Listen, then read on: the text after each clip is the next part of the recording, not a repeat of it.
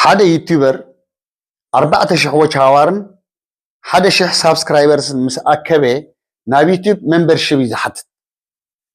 ممبرشيب مسحتت كا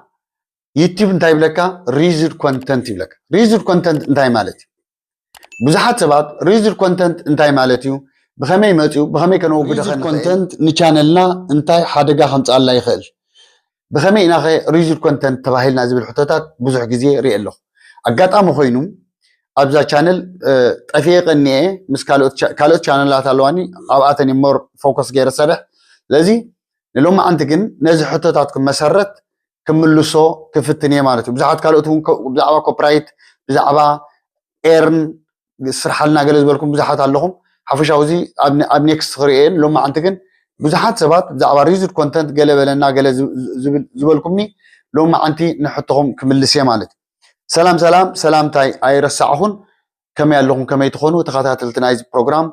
نزم مدب انت رأفتكمو شركة جورو سبسكرايب تجورو نعدمكم نابزي مسارة حطهم لما أنتي كملسو كفتني مالتي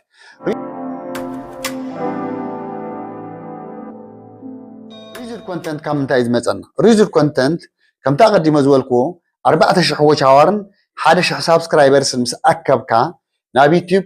مونيتايز كتجبر فورم تملمو يوتيوب مونيتايز كتجبر يخلق لك ريزر كونتنت تبلك مالتي ريزر كونتنت بخمي ريزر كونتنت تبلك 4000 وجه هاور سلازي اخلك يكون وي حد شح سبسكرايبر سلازي اخلك يكون ريزر كونتنت انت دع إلوكا نسخة كاب استفعل سوشيال ميديا كاب فيسبوك هو نخيل كاب تيك توك هو نخيل بفلا كان بعد تيك توك واتر مارك زلوهم كابزيوم داونلود جيركا انت دع تتقيمكا بزي زخونه اديت انت دع تتقيمكا ويون كاب عبيتي channelات تلفزيونات وي كالوت ويب سايتس كابزي اتوم داونلود جيركا انت دع تتقم نيركا هونكا ابتي مونيتايز تحطوا لغزي مونيتايز يخلق لك مالت سلازي انت دع كال فيديوهات نتقم علينا خوينا بفلاي مونيتايز كي كنا خلنا كاب كال تزي تتقمنا تمراتي كاب كال ويب سايت كاب كال سوشيال ميديا تاتقلي تزي تتقمنا زبلصي انت تتقمناون بحصر منجد حصر زبله مخابي بزح اديت تتقمنا بزح نا اديت حالك غيرنا كنتقم كنخيلينا بدحر مونيتايز مسكون كاغن صقم يبلون كاب زخونه كتقم تخيليخ سلازي نزي ነገር دي بخمد نوغدو ابز خريقكم سلازي مكتالكم دقيمه يقدم مبار حجي خورا تعزبتنا مجمريا اب يوتيوبنا اينا خناتو زلنا ابزي يمان شنخ ابزنا يوتيوبنا لوغو زلو او كليك نغبرمو بدحري اب تحتي يوتيوب ستوديو تبلالا نزا يوتيوب ستوديو كليك نغبر مالتي دحري غمزي لمس مسالنا خورا تعزبتي ابزي بصقامي شنخ ناي ارن ملكت وي ناي ገንዘብ ملكت زلا ابا كليك نغبر كورات عزبتي بدحريو ابزي تقندوانا نجر ابزي انت نري علينا خوينا خورات عزبتي زيا ابزي ريبوربوست كونتنت يلنلو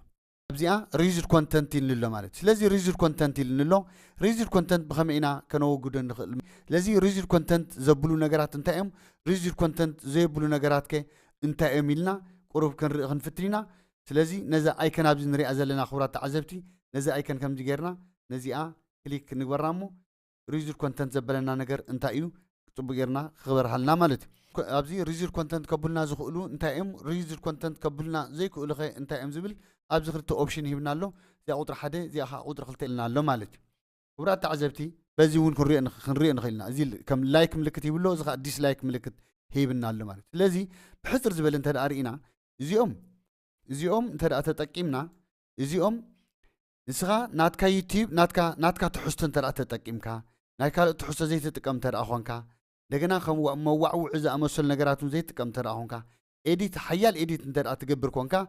مونيتايز كتكون تخيليخا يبللو ازيوم كاني ازيوم دماني نامنا زيوم قدر 1 قدر 2 3 4 5 يوم زيوم انت يبزلو قدر 1 انت دارينا شورت فيديوس ولا يخونو ግን ካምና ካል ቪዲዮ ታታውሪድ ካ ዳውንሎድ ጌርካ ካብ ካል ዌብሳይት አውሪድካ ካብ ሶሻል ሚዲያ ካብ ቲክቶክ ኮን خእል ካብ ፌስቡክ ኮን خእል ዩቲዩብ ኩሉ ይፈልጠይ ብፍላይ በዓል ቲክቶክ እቲ ዋተር ማርክ ናቱ ምስኡ ስለ ዝወርድ ካብ ቲክቶክ ከም ዘወረድካ ኣዝዩ ቀሊል ስለ ዝኾነ ንኽትፈልጦ ስለዚ እዚ ሪዩዝድ ኮንተንት ከብለካ ይኽእል እዩ ቁፅሪ 2 እንተረኢልና እንተሪእና እውን ኮሌክሽንስ ኦፍ ሶንግስ ፍሮም ዲፈረንት ኣርቲስት ኢቨን ዊዝ ዜር ፐርሚሽን ኢሎ እዚ ማለት ድማ ካብ ዩቲዩብ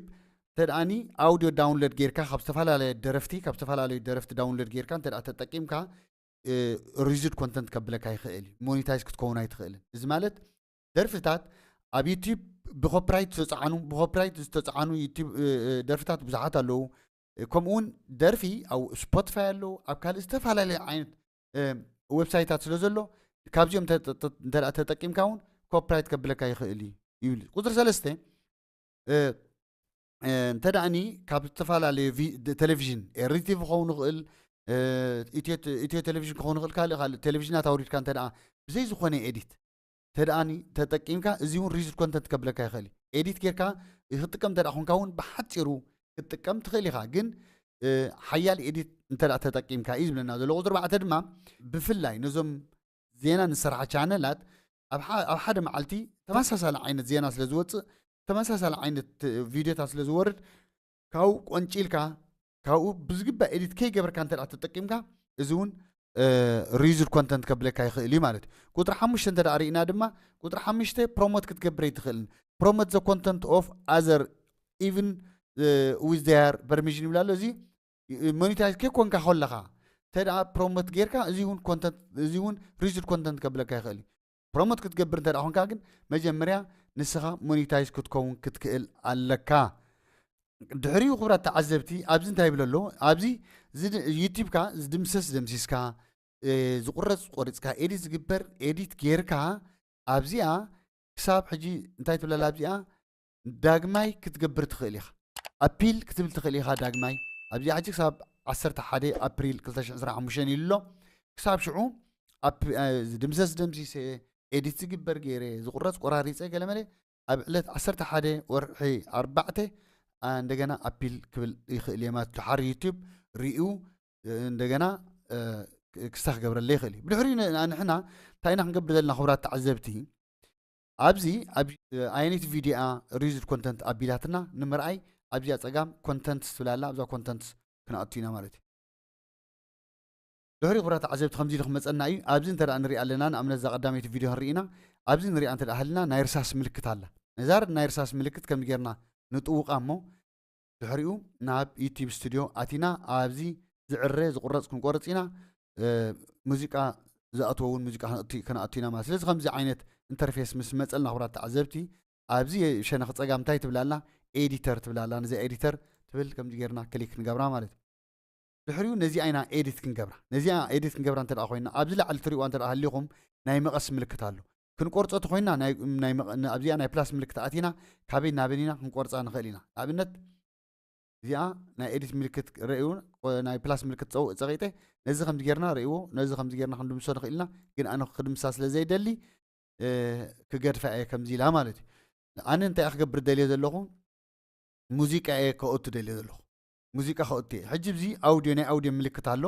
ነዛ ናይ ኣውድዮ ምልክት ከዓ ኣብዚኣ ናይ ፕላስ ምልክት ኣላ ነዛ ናይ ፕላስ ምልክት ከምዚ ጌርና ንጥውቃ እሞ ድሕሪኡ ዩቲዩብ ናቱ ሙዚቃ ኣውድዮታት ኣብዚ ክገብረልና እዩ ስለዚ ካብ ናቱ ቪድዮታት ካብ ናቱ ኣውድዮታት ክንጥቀም ኢና ንኣብነት ረእይዎ ከምዚ ገይሩ ኣምፂኢልና ኣሎ እዚኦም ግን ናይ 3 ደቂቕ ናይ 4 ደቂቕ ስለ ዝኾኑ ንሕና ከመይ ጌርና ናይ 6 ናይ 7 ደቂቕ ክንገብሮም ንኽእል ኣብዚኣ ናይ ፊልተር ምልክት እንተደኣ ትሪእዎ ኣለኹም ኣብዛ ናይ ፊልተር ምልክት ከምዚ ጌርና ንጥቕሞ ኣብዚኣ ዱሬሽን ትብለላ ኣብዚኣ ዱሬሽን ከምዚ ጌርና ንኣቱ ድሕሪኡ ኣብዚ እንታይ ይብለ ኣሎ ክቡራት ተዓዘብቲ ኣብዚኣ ናይ 5 ደቂቕ ክንገብር ኢና ኣብዚኣ 6 ኢልና ንፅሓፍ እሞ ናይ 6 ደቂቕ ሰርች ክንገብር ኢና ማለት እዩ ናይ 6 ደቂቕ ከምዚ ጌርና ሰርች ምስ ገበርና ክቡራት ተዓዘብቲ ኣብዚ ርኢዎ ናይ 26 ደቂቕ መፂና ኣሎ ናይ 31 ደቂቕ መፂና ኣሎ ናይ ብዙሕ ናይ 7 ደቂቕ መፂና ኣሎ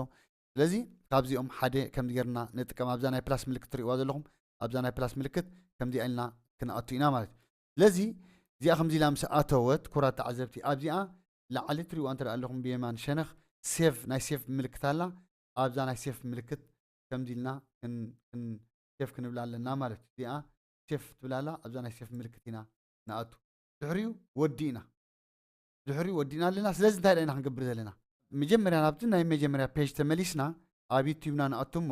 ዩቲዩብና ምስኣተና ልክዕ እንደገና ተመሊስና ኣብዛ ናይ ዩቲዩብና ሎጎ ኣቲና ኣብዛ ዩቲዩብ ስቱድዮ ኢና ንኣቱ ድሕሪኡ ዩቲዩብ ስቱድዮ ምስኣተና ልክዕ ኣብዛ ናይ ኤርን ምልክት ወይ ናይ ገንዘብ ምልክት ንኣቱ ድሕሪኡ እዚኣ ኣብዚያ ታሕቲ ኣፒል ክንብላ ኢና ማለት እዩ ግን ሕጂ ክሳብ ዕለት 11 ግዜ ስለ ዘለኒ ልክዕ ኣብ ዕለት 11 ወር 4 ኣብታ ሰዓት ምሳኣኸለት ሽዑ ኢና እንደገና ኣፕላይ ንብሎ እሞ ድሕሪ ዩቲዩብ ከዓ ዝተወሰነ ሰዓት